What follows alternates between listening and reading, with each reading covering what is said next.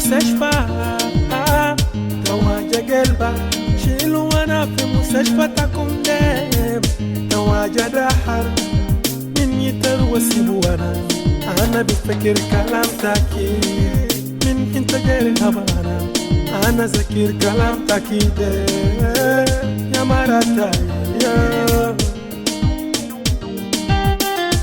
سوزي هاني أكو سوزي ماما هاني أنا دخل في مستشفى كمحبة أسانا بيغاكالا. Hello and welcome to episode 42 of Afrikanists Assemble. In recent years, artificial intelligence in the form of large language models has become an increasingly influential force, reshaping the way we write, research, translate, teach, and interact with languages themselves. While many celebrate its potential, AI also raises serious questions, particularly for communities and languages that have historically been marginalized, especially in digital spaces. So this month, we asked our contributors to reflect critically on this timely topic. We asked, with artificial intelligence increasingly taking hold inside and outside academia, what present pitfalls or future risks do you see it posing for African languages and literatures? Let's hear what they had to say.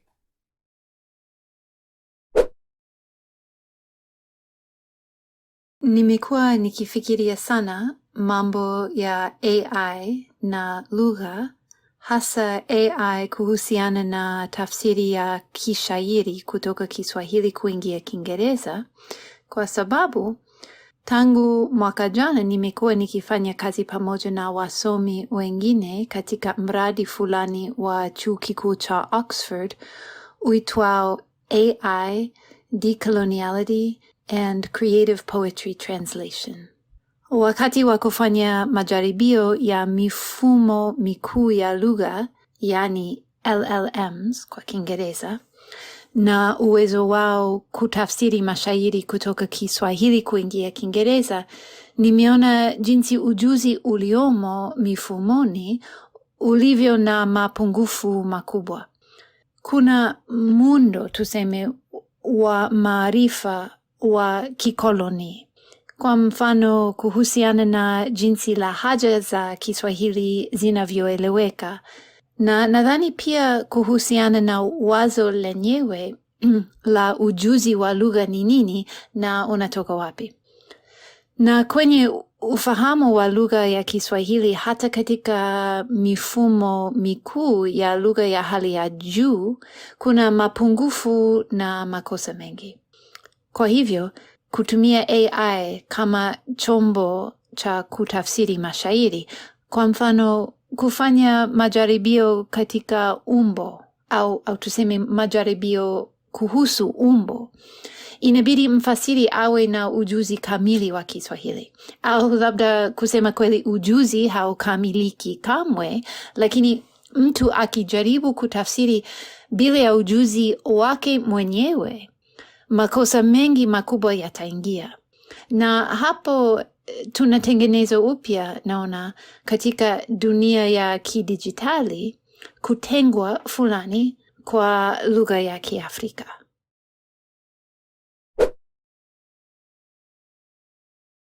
Artificial intelligence, in spite of its many advantages, poses a great problem in academic institutions, especially in the global south, where it is neither fully optimized nor controlled. To me, AI helps the smart ones become smarter and the dumb ones to become dumber. For African languages, AI can learn, unlearn, relearn, and update any aspects of the languages as it does to English and other foreign languages. The main problem is that AI works with available data, mostly from the internet, and a lot of which are false, misconstrued, or improperly documented. The bigger problem, however, is that a number of African languages do not make it to the print media, much less the internet. This grossly limits AI's ability to learn or even analyze the languages, as the case may be. Needless to say, even if the situation continues, African languages, especially minority languages, are bound to witness quicker death But the majority can indeed survive and possibly live longer than expected. This is the paradox that AI creates with African languages.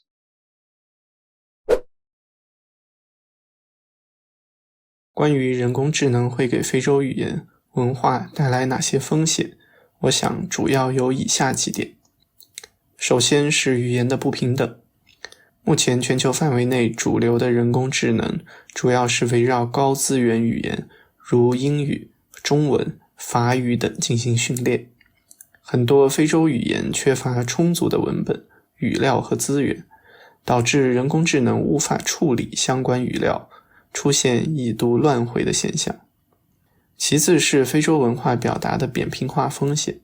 由于此前提到的语言不平等，人工智能在处理非洲语言文学材料时，往往简单的通过通用语的逻辑进行处理，这可能会影响非洲文学中独特的修辞、神话和口述传统，导致经过人工智能加工的非洲语言文化材料失去原本的活力，逐渐趋向主流语言的表达方式，从而失去重要的语境、情感张力和社区意义。第三是知识产权和文化挪用的问题。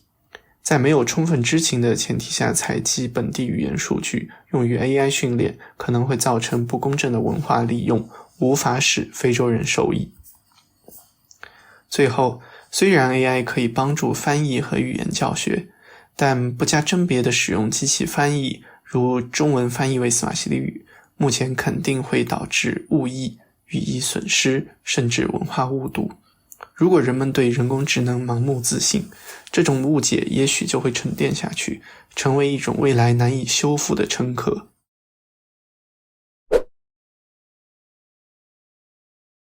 Artificial intelligence, which is one of the major outcomes of the Fourth Industrial Revolution, is the use of computer devices that are programmed to simulate the human mind in problem-solving and performing sensitive tasks with the use of algorithms. These intelligent machines are programmed to mimic human behaviors and actions with the aim of achieving feats that supersedes human fallibility. It is well known that AI is now being used to tackle research problems which was previously handled in the academia by human beings, and the implication of this is the gradual displacement of human input in solving major research problems in the academia and the society at large. African language and literature is no exception to this challenge, as most artificial intelligence are developed with the language of the global north, and this poses a risk of extinction of any African language that is not being digitized into the global space. Also, since most AI are developed in the global north, it creates a silent undertone of power domination in line with the popular African adage that states that he who pays the piper dictates the sound. The implication of this is that the global north is the one that regulates what is accepted or rejected on the global space, thus leading to digital colonization. It therefore behooves the need for African intellectuals and technologists to begin to devise means to develop its own artificial intelligence devices that will enhance African language for it to thrive in the global space. This can be achieved through an intentional collaboration of African scholars and technologists to promote the digitization of African languages and literatures into the digital space.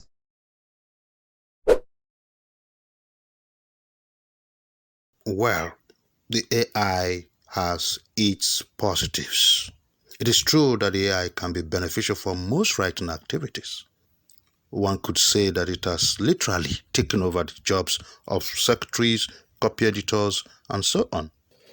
But with respect to the study of African literatures, the risks far outweigh the benefits, both for scholars and students. I will focus on the latter, some of who are using AI to do textual analysis. They are tech-savvy young people who are innovative compared to much older persons like their teachers. This demographic sees the AI as just another shortcut to doing or learning how to do critical thinking and close reading of texts, which is obviously not the case. In a recent departmental project report defense, we spotted such instances, and I feared for the future of some of our students who would be graduating from college without having learned the requisite skills of the discipline. They mixed their own analysis with the AIs.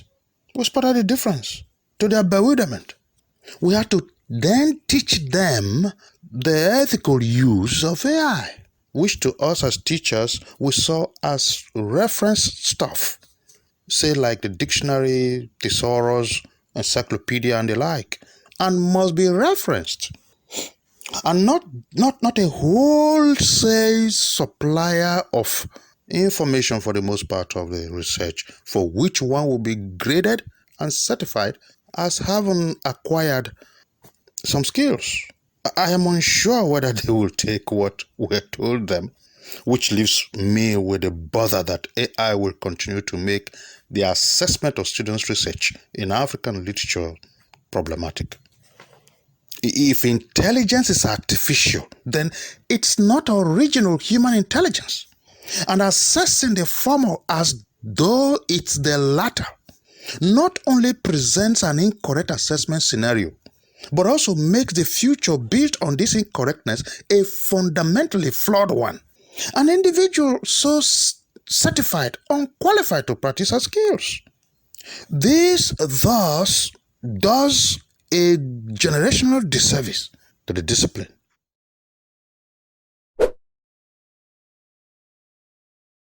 In the last decades, artificial intelligence has grown enormously in application and in its power. So much so that we are shocked at all the results and worried about its powers. More and more I hear warnings that one should think carefully about what to make openly available on the web, because it will be scraped and used to train and improve artificial intelligence applications. My worry is actually this concern. I see this concern as a major threat to the growth of open access. In my view, the strength of open access to empower people and redress inequality cannot be underestimated. And the commitment to open access should, in my view, not be hindered by fear for the powers of artificial intelligence. In fact, if we hinder that development by reducing possibilities to include African languages, we reduce the applications for our languages. And there are interesting possibilities for empowering African languages through AI applications. Once, they make it possible to give equivalents in other languages using not text, but speech. And even before that future, I foresee options for AI to make cheap textbook production possible, especially across different Bantu languages.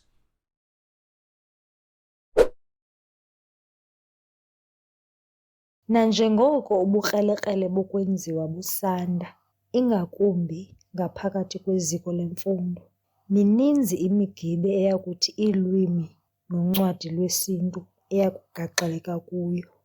Eminye yayo kukudodobala kokuzicingela. Oku kuthetha ukuba abafundi bayakuxhomekeka kulwazi abalufumana kubukrelekrele bokwenziwa. Okunye endingakubalula okungumgibe wexesha elizayo kukuba okanye ubusela bokungacaphuli ukuba ayizongcinga zakho ezi. Le mbalelwano uyifumene kubukrelekrele bokwenziwa. Ezi zizinto endicinga ukuba ngumngcipheko ngaphakathi kwiziko lemfundo kwixesha elizayo. Enkosi, ndiyabulela.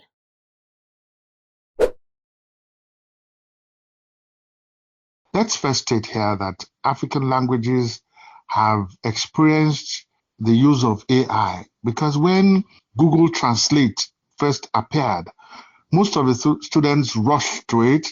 So if you give them an assignment, they would put it in Google Translate. But the thing about Google Translate is that the level at which they are in class is not the level in which Google Translate is in. So we get to see words that are strange, that we never talked about in class. And so you just know that this person has used Google Translate. And what we just do is we go back and do the same assignment and see what Google Translate has to offer. So let's take that right from the get-go. And now to generative AI, I think what you would see will be the effect in literature. And what I tell everybody is that, look, if these students don't want to write, they'll need only prompts. Well, encourage them to use the prompts on 2-3 different generative AI. So they could put it in ChatGPT, they could put it in Bard, Gemini, and compare what the two are saying about the same subject. I think at the end of the day, we would have gained by the students reading and finding out the strength and the weaknesses in the prompts that you have given them. So this is what I see. I see it at the level of the students.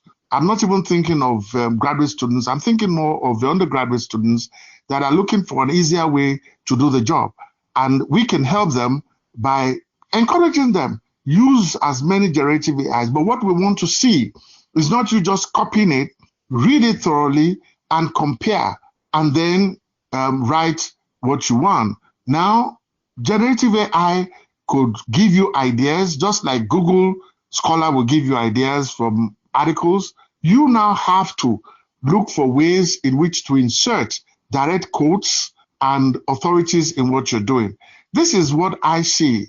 And we have to move with the times. Every time a new technology shows up, there is that fear. Everybody thinks that it's going to affect the generation that is using it. I don't really think so.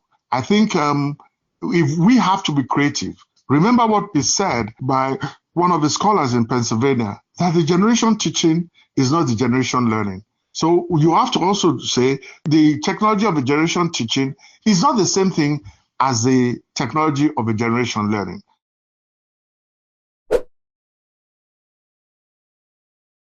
What a relevant question. While I think AI can offer incredible advantages in certain research contexts, for example, in improving cancer screening, I find generative AI to be massively problematic in academia, and particularly in the humanities. I can anticipate the rebuttal from fellow academics who find AI to be a useful and efficient tool. This is a conversation I've had many times, in fact. But to those academics, I would still say this. Generative AI, as it is now, is a tool, yes, but to borrow Audre Lorde's phrasing, it is the master's tool. Let me explain. Beyond the oft bemoaned loss of curiosity, critical thinking skills, and academic integrity that comes with AI in the humanities, there's also the huge environmental impact. Training, developing, housing, and using AI consumes massive amounts of electricity, water, and fuel, and the environmental and human cost of that consumption is, unsurprisingly, shouldered by the globe's most vulnerable geographic regions. AI, in other words, directly contributes to global socioeconomic and geopolitical inequalities, to say nothing of the increased strain it puts on a planet that already cannot sustain the pace of technological progress. If we use AI in the academy, we must do it critically, with a clear-eyed awareness of what it means for marginalized people and an over-extracted planet. I'm not necessarily suggesting that this reckoning will always lead to the same conclusion, merely that we must be aware that every time we use AI, we make a choice. This leads me to the main thesis of my many arguments against using AI, both within the academy and outside it. There is nothing inevitable about artificial intelligence. We always have a choice. I recently read the 2023 landscape report by the watchdog organization AI Now Institute, which argued that the narratives that justify and normalize AI are entangled with the narratives that reinscribe global power, particularly those that cast unrestricted, unregulated tech development and efficiency as a net social good. Indeed, I find the narrative of efficiency and productivity in the neoliberal capitalist sense particularly damaging to the humanities, including the study of African languages and literatures. What we as scholars contribute to society is necessarily inefficient, the long, ponderous, unglamorous work of thinking. One of the earliest lessons many of us learned as students was that you can't rush a good idea. Good ideas require hours of reading, research, study, experimentation, synthesis, analysis, writing. Once you've finished your study, you're also confronted with the long and inefficient process of peer review and publication. Ours is not a particularly agile profession, but then again, what's the problem in that? The valorization of efficiency is a uniquely capitalist effect, a narrative that, like all narratives, is open to interpretation. And if we as scholars of language and literature are unwilling to engage in the interpretation of that narrative, who will? I therefore urge my fellow academics, educators, scholars, knowledge workers to critically re-examine AI as a tool for progress. After all, the fact that we have a choice in the tools we use means we also have a responsibility to choose tools that align with our values and ethics.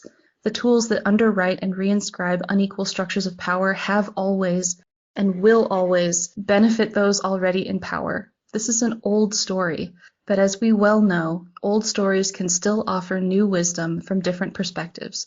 AI is not inevitable. Efficiency is not the arbiter of value. Data is not the only way to interpret the world.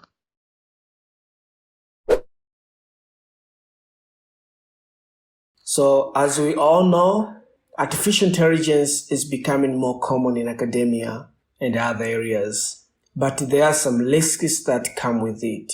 One big concern is that AI could reduce creativity and critical thinking. People might start depending too much on AI tools, which process information without truly understanding the culture or context of language. Creativity, especially in African languages and literatures, comes from the deep human experiences, stories, and the culture that the AI can't fully grasp. From my experience as a reviewer for a well-known journal in African linguistics, I have seen papers about African languages that were processed using AI. In many cases, these papers didn't make much sense, and I missed important details that are crucial in our field.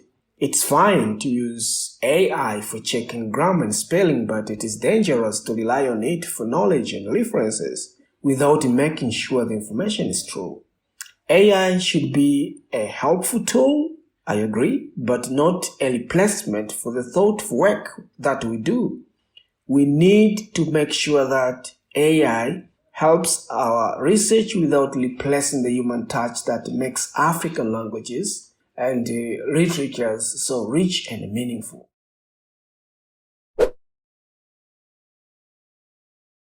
Bí a bá ń sọ nípa ewu tí làákàyè àtọwọ́dá tó ranlẹ̀ nílé lóko lágbo àti lẹ́yìn odi akadá lè ṣe fún èdè àti lítírésọ̀ Áfíríkà, èmi rò pé wọ́n wà àmọ́ kò pọ̀. Ní èrò tèmi, àwọn èdè àti lítírésọ̀ Áfíríkà tí wọn kò ní olùsọ púpọ̀ lè ní ìpèníjà bí wọn kò bá gba èròjà ìwádìí jọ lórí wọn láti fi kọ́ làákàyè àtọwọ́dá. Àmọ́ bí ó bá ṣe bí àwọn elédè Gẹ̀ẹ́sì, Faransé, China, Pọtugí àti àwọn èdè mìíràn lágbàáyé ṣe fi èdè àti lítírésọ̀ wọn kọ́ làákàyè àtọwọ́dá ní àwọn Áfíríkà náà ṣe bẹ́ẹ̀. Kò sí ewu kankan nísìnyí tàbí lọ́jọ́ iwájú. Ìtẹ̀síwájú ní làákàyè àtọwọ́dá yóò mú bá àwọn èdè àti lítírésọ̀ Áfíríkà. Àmọ́ bí Áfíríkà kò bá ṣe bẹ́ẹ̀, ewu ń bẹ lóko lóńgẹ́ fúnra rẹ̀. Ewu ni èèyàn níbẹ̀ nídìí orò tó rò fi ń ké àti wípé ohun tá a bá fọn fún fèrè ni fèrè á fọn jáde. Àwọn èdè àti lítírésọ̀ Áfíríkà tí a bá fi kọ́ làákàyè àtọwọ́dá ni a ó máa rí níbẹ̀ tí yóò sì máa gbòòrò sí i. Ó yẹ kí Áfíríkà lè túbọ̀ lo làákàyè àtọwọ́dá láti tú ọ̀pọ̀ èdè Áfíríkà síra kí gbogbo èdè àti lítírésọ̀ Áfíríkà lè lọ káàkiri àgbáńlá ayé. Áfíríkà lè ká gbogbo lítírésọ̀ alohùn àti àpilẹ̀kọ wọn pẹ̀lú àmì ohùn tó yẹ sórí làákàyè àtọwọ́dá láti mú ìtàn, èdè àti àṣà wọn rinlẹ̀. Bí Áfíríkà bá lè fi àkójọpọ̀ èròjà ìwádìí àwọn èdè àti lítírésọ̀ Áfíríkà tó tó bíi ogunlọ́gọ̀ òdì kọ́ làákàyè àtọwọ́dá bíi ChatGPT, Copilot, Claude, Consensus, Jenny àti bẹ́ẹ̀ bẹ́ẹ̀ lọ láti fi kọ́ ohunkóhun bíi ti èdè Gẹ̀ẹ́sì. Èyí yóò mú kí iṣẹ́ pọ̀ púpọ̀ fún àwọn akadá Áfíríkà. Bí ẹ̀yà kọ̀ọ̀kan ní Áfíríkà bá gbìyànjú láti kó bí ìtàn ìbílẹ̀, eré oníṣe, ewì, gírámà èdè, iṣẹ́ ìwádìí, ìwé ìròyìn, ìwé èdè ìperí àti ìwé atúmọ̀ èdè Áfíríkà kọ̀ọ̀kan láti fi kọ́ làákàyè àtọwọ́dá, ìtẹ̀síwájú ni yóò mú bá Áfíríkà. Kò lè sí ewu fún èdè àti literature Áfíríkà bí Áfíríkà kò bá dúró. Òwe Yorùbá kan wípé bí iná ò bá tán láṣọ, ẹ̀jẹ̀ kì í tán léèékánná. Ẹ ṣeun.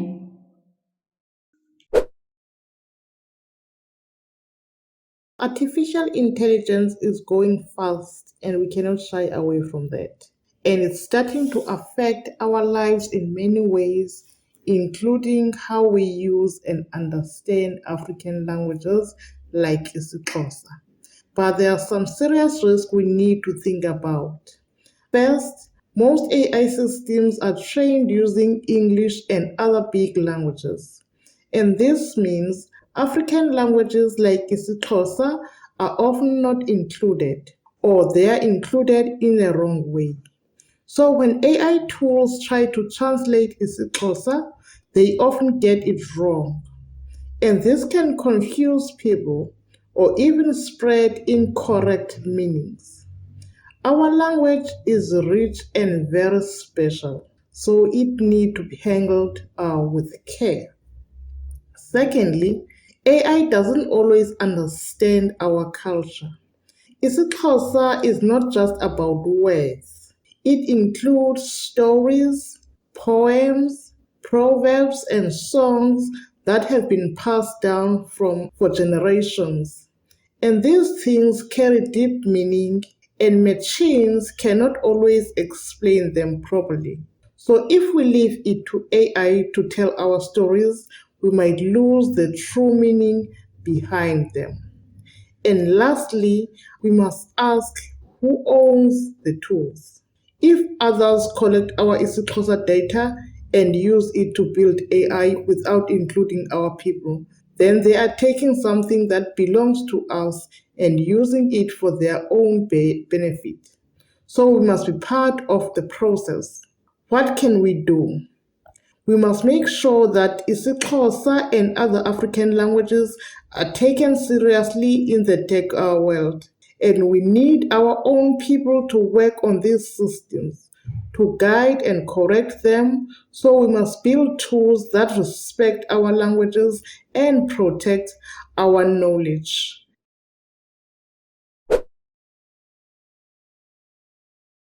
In this 21st century, we have seen the rapid development of artificial intelligence. And artificial intelligence, otherwise known as AI, refers to the development of specialized computer systems that can carry out tasks that naturally requires human intelligence, such as the capacity to solve problems, to make decisions, and to learn. We see computer systems do what ordinarily human beings are supposed to do. The question is, how does it affect African languages? With artificial intelligence increasingly taking hold inside and outside academia, there are hidden or unsuspected danger or difficulty it poses for African languages and literatures. In the world today, we know there is an existing biases and inequalities in language representation, which potentially marginalizes African languages. With such culture of bias on ground, artificial intelligence systems may likely work towards perpetuating it. That is, promoting what is already in existence than turning the tables around. Foreign languages like English, Spanish, Portuguese, German have dominated and relegated African languages to the background in official and educational settings because they see it as being better. And the presence of artificial intelligence will still promote this dominance. I will say the dominance we often see, think of, and refer to is somehow going beyond the claim for superiority of foreign languages over African languages, and inequalities in language representation are now shifting to the complete dominance of foreign languages in artificial intelligence systems. Again, the problem of cultural homogenization may arise as we move towards the dominance of Western languages in artificial intelligence systems.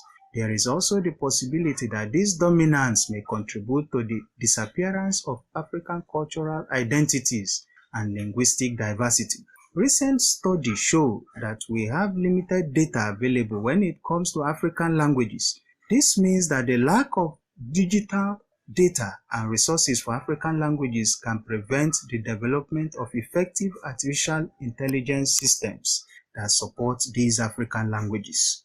So in a nutshell, artificial intelligence would perpetuate the existing dominance of foreign languages, which may also affect our African cultural identities and linguistic diversity. And because we lack digital resources for African languages, we may be unable to develop artificial intelligence systems that will be very effective to support African languages.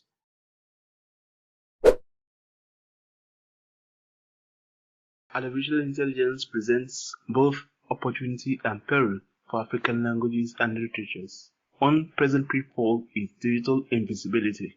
Most African languages remain underrepresented in the dataset that train AI models, which leads to poor recognition, flawed translations, and misrepresentation of cultural nuances.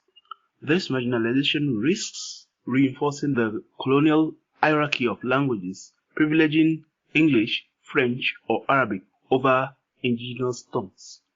Another concern is the potential erosion of authorship and cultural context. AI-generated content may replicate styles without understanding lived realities, histories, or indigenous knowledge systems. There is a danger that African literatures could be flattened into data points stripped of orature, metaphor, and sociolinguistic depth, reducing what is richly layered into what is simply machine readable.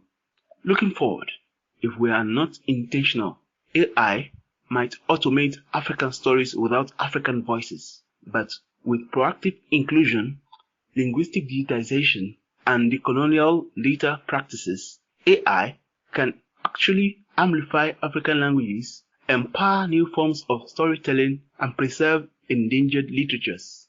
The key is agency. We must ensure African scholars, linguists, writers, and technologists are not subjects of AI discourse, but co-creators of its future in our own languages and on our own terms.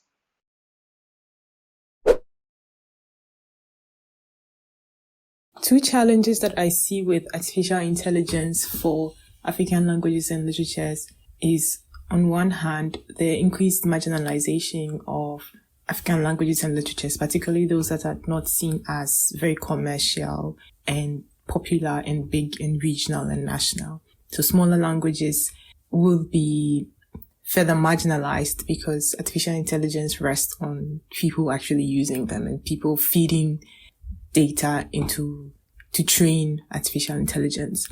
The other challenge that I see is also a lack of ownership with particularly texts that are created, because with artificial intelligence eventually being able to create its own text, even though it takes that data from data that's actually inputted by people, I see a potential challenge when it comes to copyright and questions of authorship, who owns what text in what language. And this is a bigger challenge when you think about the fact that people in bigger languages like English, French, have more power in terms of having the access to legal spaces, having the access to academic spaces, whereas smaller languages often don't have this access.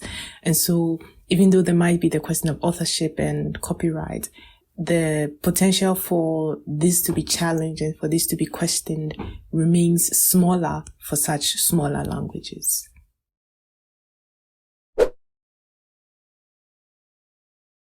Those were the insights and warnings our contributors shared on the intersection of AI and African languages and literatures. Which risks felt most urgent to you? Do you see opportunities or solutions we haven't explored yet? And what role can researchers, creators, and communities play in shaping a more equitable digital future? Share your thoughts with us in the comments below. Thank you for joining us for this important conversation on Afrikanists Assemble. To keep thinking with us about African languages, literatures, and futures, be sure to subscribe. Until next time.